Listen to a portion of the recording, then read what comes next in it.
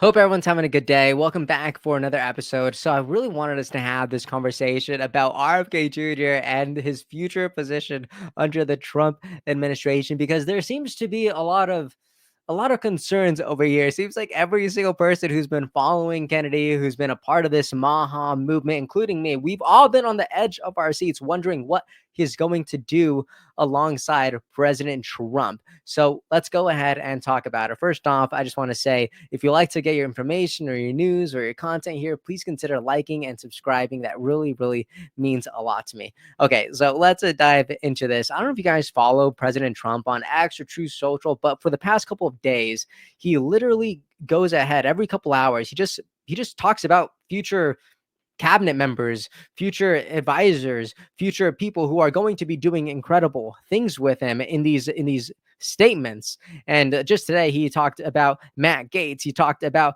Tulsi Gabbard, which is just so incredibly awesome. Like literally, Tulsi Gabbard is going to be the director of national intelligence. This is exactly the person that you want at the head of that table. So I am just absolutely in love with it. But likewise, this is causing a lot of anxiety and stress for people who are watching all these other people get these incredible roles. But RFK Jr. is kind of being pushed off to the side a little bit. I saw this picture that Link Lauren shared. He says RFK Jr. waiting for his cabinet spot, and it's a photo of Batman sitting by himself, completely lonely at a dining table, right? It's just no one's around him, just waiting. And this is RFK Jr. right now. He is literally just waiting. He is by himself. He's seeing all his friends get awesome jobs, awesome roles, but him, it's kind of crickets right now.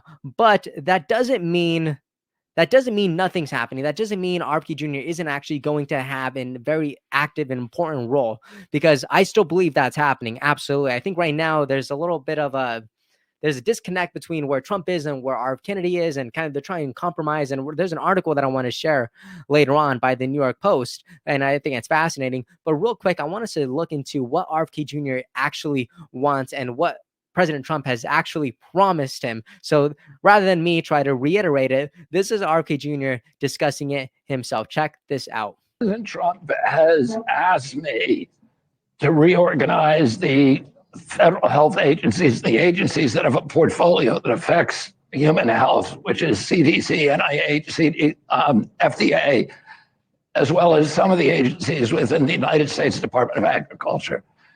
He's asked me to clean up the corruption, number one. Number two, end the conflicts of interest, return those agencies to their rich tradition of gold standard, empirically based, evidence-based science, evidence-based medicine, and to end the chronic disease epidemic in this country. And he's asked me specifically to measurably reduce chronic disease in our children within 2 years.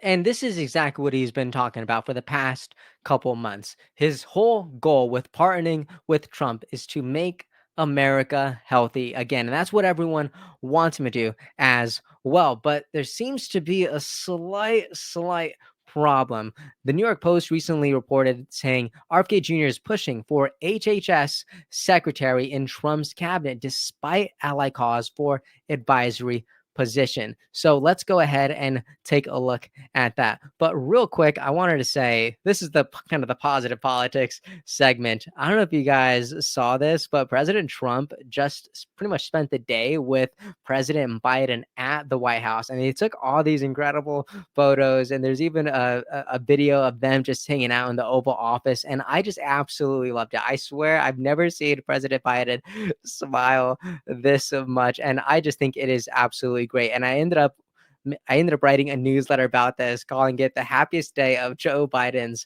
life. So if you want to go ahead and read that, it's going to be linked up down below. Please go ahead and subscribe to the newsletter. I really love writing it. And anyways, let's go ahead and keep going. So this is the article from the New York Post. It has a slightly different title.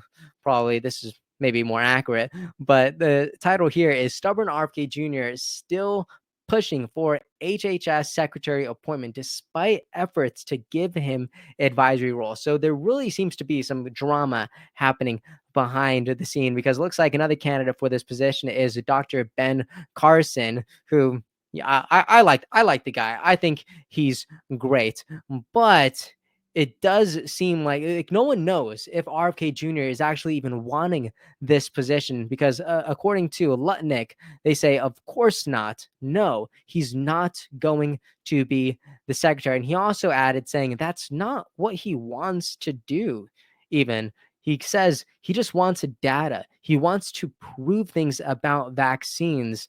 He says, if I can't prove they're wrong, that's fine. But if I can save millions of Americans' lives and make their lives better. And this really, to me, reiterates this broader point that I believe RFK Jr. I don't think he actually cares about positions or titles. I honestly think RFK Jr. cares more about impact. He wants to do the things that he believes he was created to do, which is making Americans healthy, increasing the quality of life, increasing life expectancy through health. And I actually believe he could do these things. And so it does, even though there are people who might be saying no, that's not what he wants, or there might be other people gunning for the position like Ben Carson. I am reminded of this moment with RFK Jr. just the other day, where he says Trump doesn't care what your ideology is, he's going to make the decision himself. So even though there's people who are pushing for, him to take on an advisory role, I still think there's a chance that he is the head of HHS. Check this out. So that's the way he thinks about things. He doesn't care what you believe. He doesn't care what your ideology is. He's going to make the decision himself. And I've been so impressed with that. It's completely changed my opinion of who he is and really convinced me that this guy that I had such contempt for, such disdain for, is actually, a really extraordinary leader, that he could be one of the great presidents in history. Wow. Okay. Thank you for that. Holy smokes. I kind of got the chills right there. Like, he's such an extraordinary leader that it makes me believe that he could go down in history as one of the greatest presidents of all time. Add him to Mount Rushmore. Imagine.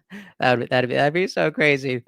But so that's one reason why I think RFK Jr. is going to end up doing whatever he wants to do. But another reason, a secondary reason, is really from Donald Trump Jr., which we just talked about him in the last video, where he said that RFK Jr. is going to do whatever he wants, whatever position he wants, whatever capacity he wants. He's going to let him run wild. And even President Trump himself say, I'm just going to let him go in and completely transform these organizations to make people healthy again. And Donald Trump Jr. says the same people that are pushing morbid obesity as healthy because of wokeism are the ones trying to attack Robert Kennedy Jr. And he goes on to say, this is kind of a little savage over here, but he says, you morons may want to sit this one out. And my favorite thing lately, people who know me, they've been sending me this picture, these memes saying Department of Health 2020, Department of Health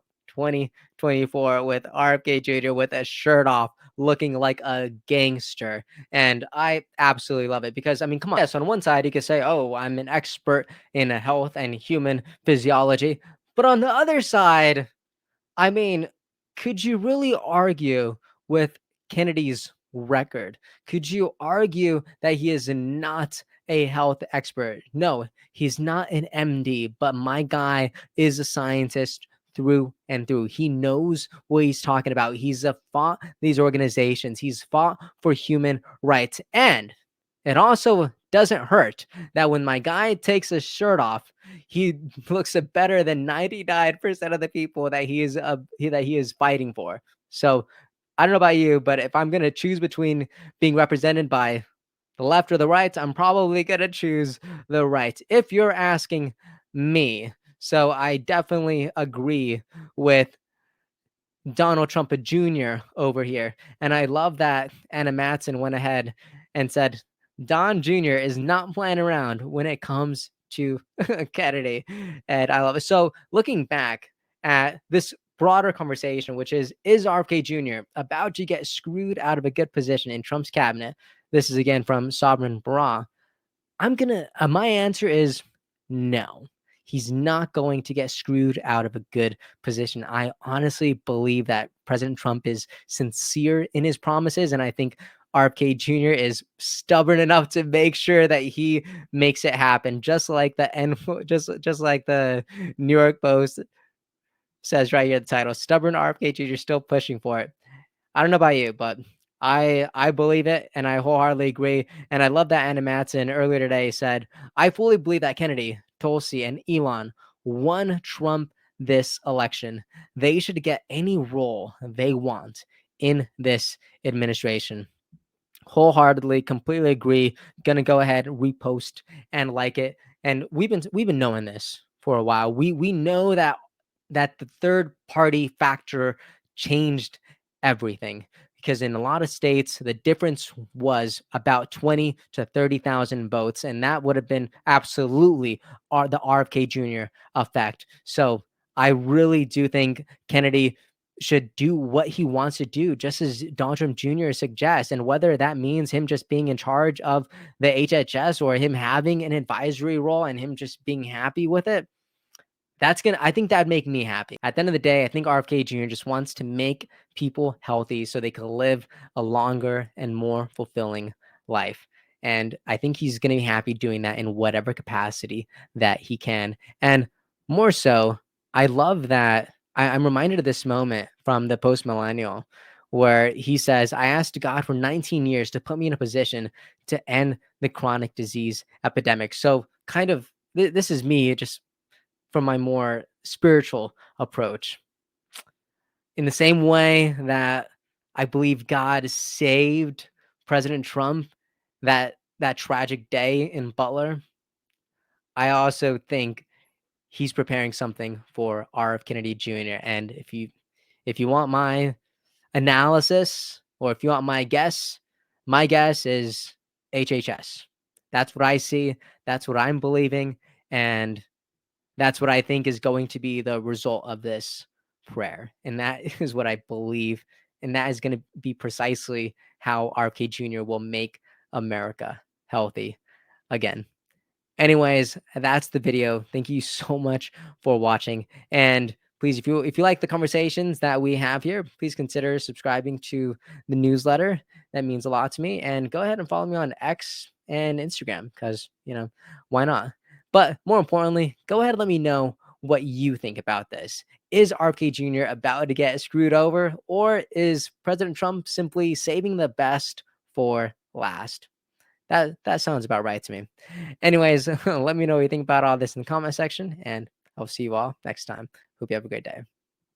Hey everyone, thank you so much for watching and listening. I appreciate your time so much, and I really hope you enjoyed this episode. If you'd like to support what we're building here, please like and subscribe. It means a lot and it really helps us out. And if you want to see even more content from me, make sure to follow me on Instagram. I'm going to be sharing a lot more on there. Thank you so much. Have a great day, and I'll see you next time.